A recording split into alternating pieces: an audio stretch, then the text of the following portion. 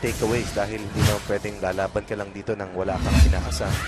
You really have to compete and bring whatever you can para sa sarili mo na mag-improve and of course to help the team. BaliPure is true, and now it's the BaliPure Purest water defenders who gets that. Nanonood ako noon and I thought that at least isang set they deserve to win. But in the end, yung closing out sets, it's always tough because good teams will play better dun sa tight points and they were not able to overcome Tots Carlos.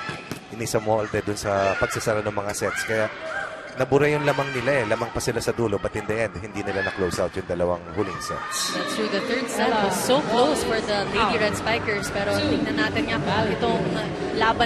Coach Romel Abella, who once upon a time led Pocari Lady Warriors to several back championships dito sa ating Premier Volleyball League. That's true. As you mentioned, the coaches, it's not only the the players who get frustrated, but of course also our coaches. Pero ngayon, 2-0 ang score natin sa ating second game. And we're seeing long rallies early on here in our set 1. Cross-court hit by Bombita. Hindi na nakuha ng ating Lady Red Spikers as we go on a 3-0 run. Grace Bombita lost to Choco Mucho, and that's why expect Grace Bombita to come up with a rebound performance to help increase the offensive output of the water defenders who are up. Dahil sa kanyang teammates, and as a team that has been struggling, natutunan ni Grace ang paghila sa kanyang sarili para patuloy na lumaban. Mindset, focus, consistency ang susi raw upang mag-breakthrough. Not just for our BaliPure Purest water defenders, pero para na rin sa ating Lady Red Spikers. Right. So after the concepts, now you have to go to execution. Yeah, application. Right. After the theory, let's see if they will be able to apply this. Importante may plano. Yun. Tingnan natin, pupunta ang bola kay Viray. Ooh, the errors are again hurting our Lady Red Spikers as the Purest water. Gabino para sa San Beda. At malaki na rin ang itinaas talaga ng level ng laro. Of course, yung experience dito sa PBL will enable them to play better as the NCAA opens probably pretty soon. Kaya lang, inaasam nila makakuha ng unang panalo dito talaga bago matapos yung kanilang at least one win. Participation. Oh. And another point for our Lady Red Spikers. Let's look at this replay. Good misdirection by the middle attacker. Then Isa Viray, after she was shadowed earlier, coming up with the off this set para sa Red Spikers. Ooh, and back-to-back points for our Chef's Classics Lady Red Spikers with that reception error from their captain, Grace Bombita. They are at number 6 right now sa reception at 29% up against the worst defending team ng mga services, ang Chef's Classics, who are at number 9 with only 24%. Good misdirection by the middle attack, and Isa Viray scoring the second point others. Ooh, and back-to-back points for our trabaho nila. They are at number 6 right services, ang Chef's Classics, who are at number 9 with only 24%. Good misdirection by team ng mga the worst defending, then scoring the second point others. Ooh, and back 9% up against back points for our trabaho nila. Now sa reception at 20. Coach who are number 9 services, ang Chef's Classics, only 24%. Then Isa Viray, the worst defending back points for our 9% up against trabaho nila. Now sa reception at 20. Who are number 9 services, ang Chef's Classics.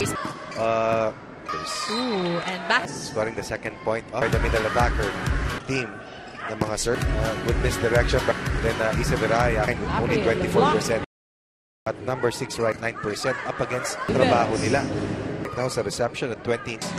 Who are number 9 back points for our Bombita. Coach services, ang Chef's Classics. The worst defending only 24%. Good misdirection. They are at number 6 right team ng mga services, ang Chef's Classics. Bombita. Coach back points for our who are number 9.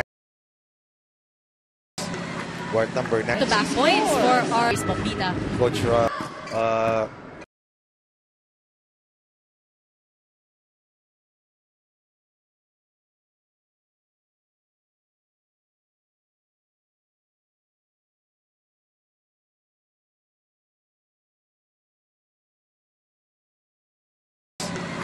number 9.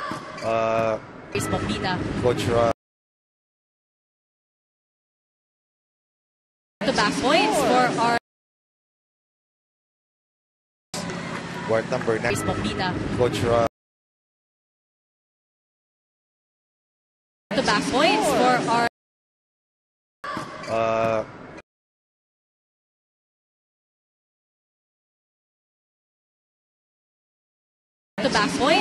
our Bombita. Coach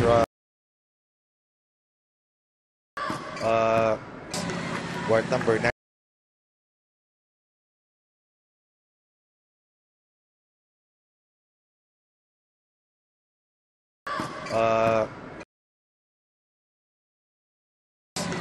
Guard number 9.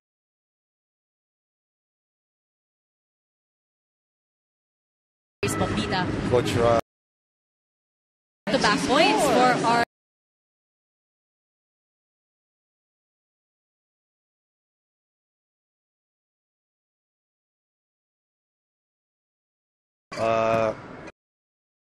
the back points for our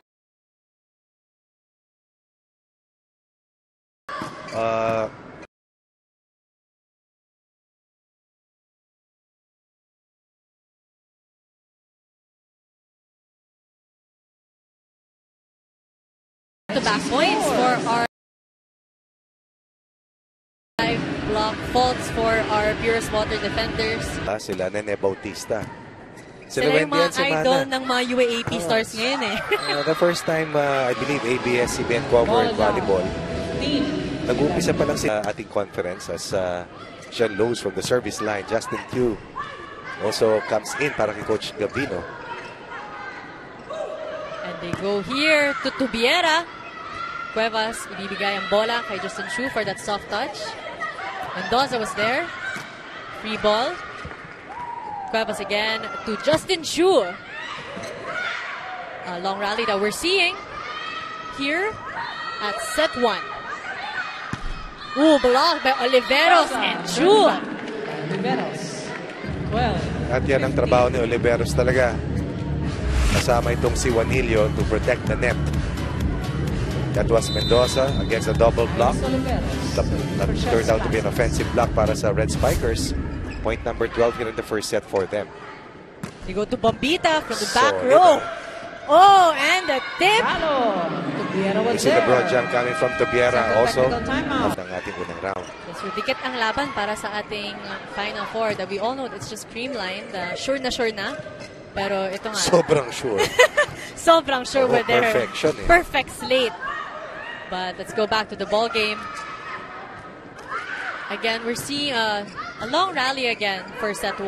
Slower pace for the BaliPure Purest water defenders. Pero puntos sa ating Lady Red Spikers. Pero yun nga, serving 16. Guillema to Tubiera. That's a major force going downhill. 17. Sabi natin kanina, Tubiera, one of the leading scorers, and for Menchi Tubiera. Menchi Tubiera finally getting her groove here to continue the scoring, pero hindi nakuha ang bola na yun. As Justin Chu gets that point for the Lady Red Spikers. Former Lady Archers getting the job done, scoring against the two-man wall. Unang puntos for the 10-2. Alam ko, sa Philippine National Games was awarded as one of the top hitters. So, kailangan na spark pag medyo nawawalan na ng energy yung ating Lady Red Spikers. Guillema to Satriani, Espiritu. And that's the difference. Yung palo ni Juanillo sa gitna na pang-iwi si Coach Nemesio Gavino. They could not convert. And then on the transition play, Satri Espiritu with a stronger and a better placed hit. 5-point lead, the biggest para dito sa team ng water defenders. Exactly. Sati also one of the young players here at our PVL team who has grown as well for our BaliPure Purest water defenders. Oh, block by the Lady Red Spikers. Guillema, bibigay ulit kay Bombita. Pero nakuha ni Viray. Ibibigay naman nila kay Niza Viray. Cuevas to Angeles, setting it up for Niza Viray. Niza off the handle. Yan ang magaling kay Niza Viray. Pag nakubabawan siya ng mga blockers, alam niya kung saan niya ilalagay. Not just a strong hitter, but a very smart spiker.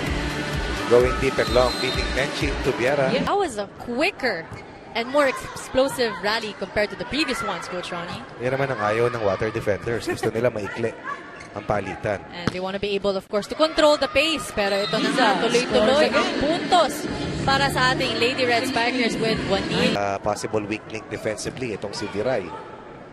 And she's a smart player. We all know that. Pero, Talaga yan. Bombita. The Juanillo. Strong cross-court hit.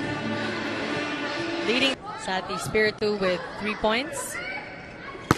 Isa Veray. Guillermo will be going again to Bombita for that soft Good touch. coverage by Viray. You go to Oliveros. Oh! Miscommunication there. For the second ball. 17. Parang bola ni Vera Guillermo dapat. Pag tinignan mo nga yung top 50 scorers, parang 4 lang ang nandun para dito sa Chef's Classics at lahat mabababa. Except for The Viray. line, Niza. Again, Isa Veray. 20. Just scoring continuously for the Lady Red Spikers. Defense. Kaya nga maximize ni Malaki ang ng Veray problema. Twins. Oo, pati sa reception. Litaw na litaw eh. Ooh, free ball. They go again to Isa Veray, pero masyadong malakas ang Ball is bola. out. Puntos ay mapupunta. 18. Sa Natutuwa lang. every... Ibig They sabihin also yan, rejoice. Dennis, isa lang ibig sabihin yan, hirap mag-coach. Pero yun na nga, look at that. Coach Ronnie, 6 attack faults on the side of our Lady Red Spikers. That's a lot.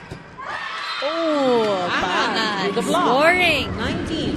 for our Lady Red Spikers. Already the third leading scorer para sa kanila with only 51 points in 5 matches. 22. Kaya sinasabi kong ang layo between Viray and then the next top scorers like Grace Bombita serving 22-18.